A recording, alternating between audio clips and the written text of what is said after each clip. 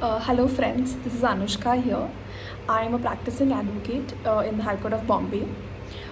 Today's topic of discussion is domestic violence, which is a very crucial topic in today's time.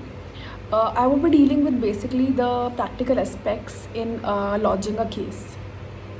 So, domestic violence in today's time is dealt under the Protection of Women Against Domestic Violence Act, which was enacted in 2005. So basically, before this act came into picture, domestic violence was dealt under Section 498A, which is cruelty under the Indian Penal Code. Indian Penal Code is basically a criminal act which prescribes punishment or fine for offences like rape, murder, theft, etc.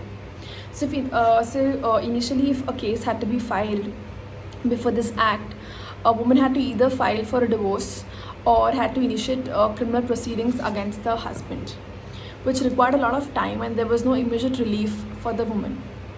So after this act came into picture, it provided an immediate relief. To moving on. So basically, what is domestic violence? It's already been dealt in detail initially, but basically, domestic violence is the physical or emotional injury or caused by the husband or for a woman in a domestic relationship. So the act basically deals with four kinds of violence, which is your first is your physical violence, physical, emotional, sexual, and economic. Physical is basically causing bodily pain or injury to the person. Second is your emotional, which is basically threat to cause physical harm. Third is your sexual, which is basically violates the dignity of a woman. And fourth would be restricting a woman from her source of income or restricting her from her employment. So these are the four kinds of violence which is covered under the act. Now moving on to first concept is basically who can file the case and against whom a case can be filed. So basically, an aggrieved person, which is a woman, can file a case against the husband. So basically, when she's in a domestic relationship. But with the judgments that have come, it's also been allowed that a woman in live-in relationship also can file a case.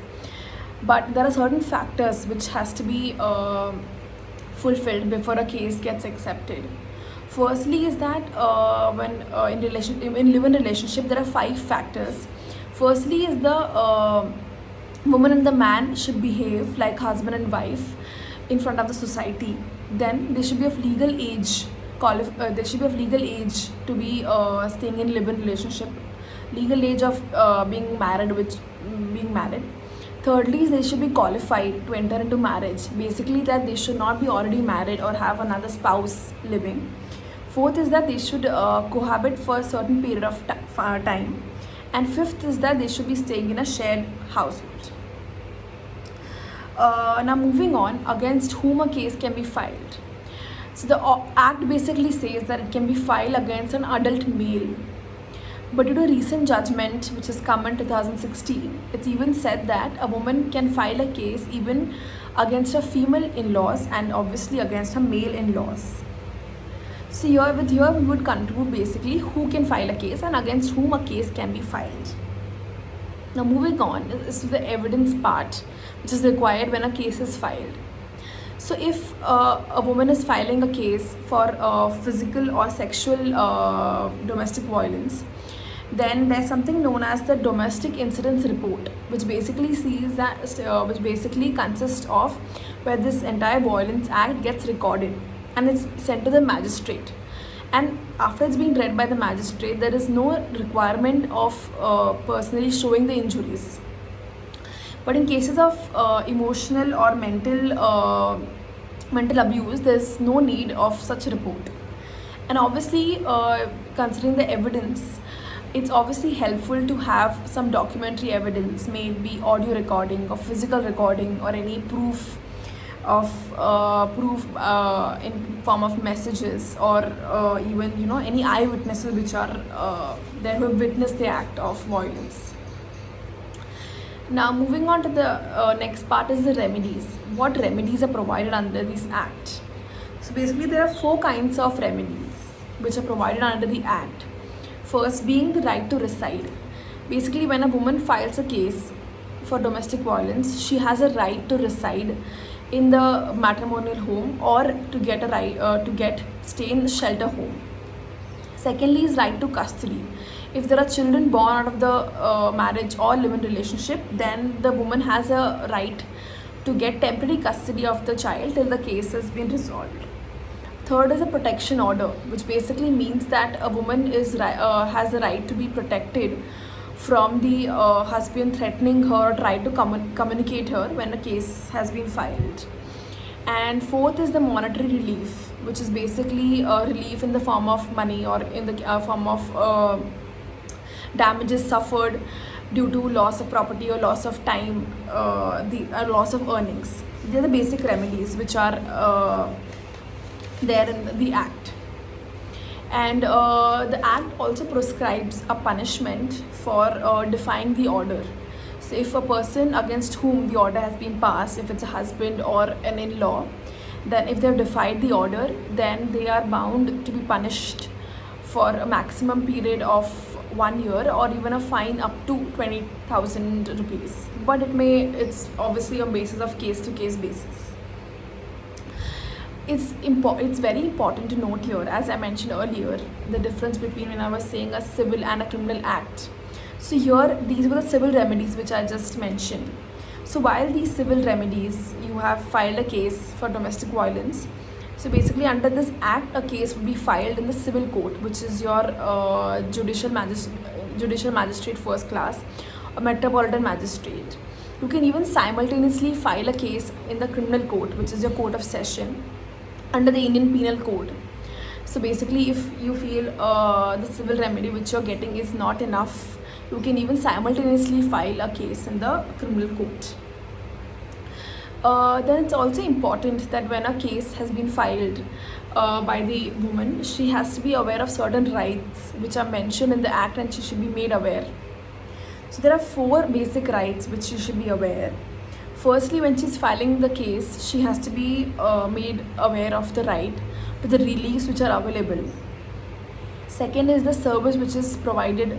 So secondly, also that service provided by the police officer, she's bound to get some protection or some remedies from the police officers. Third is of the free legal aid. Free legal aid basically means that basically when a woman is filing a case, she doesn't have enough money to afford a lawyer. The state would appoint a lawyer for her and the state would pay expenses for a lawyer. This is free legal aid. Fourth, which is obviously that she should be aware that she can file a case also under section 498A of in the Indian Penal Code.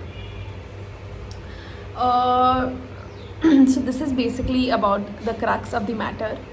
Moreover, just an additional information is that the Bombay High Court has recently come up with a judgment where basically they have also allowed the out-of-court settlement. So out-of-court settlement is basically for people who want to save up on the money and the time it takes. So in certain cases with certain guidelines which have been provided, a woman can also opt for a out-of-court settlement or mediation, which obviously has to be done by a police officer or an NGO.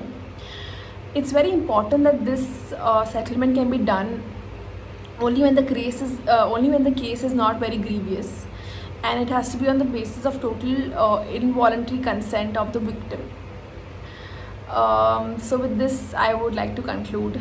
I hope due to time constraint, I could not go into more legal provisions which are mentioned under the Act, but I hope this has made you a bit aware of the legal provisions under the Act. And also please let me know if anybody of you would like to know more about the concepts or more about law protecting women against domestic violence. You can surely get in touch with the coordinates. And I would really like to thank Suchi for inviting me to talk about this topic. And it's a great initiative by all the coordinates who have taken a lot of effort in making such a wonderful seminar.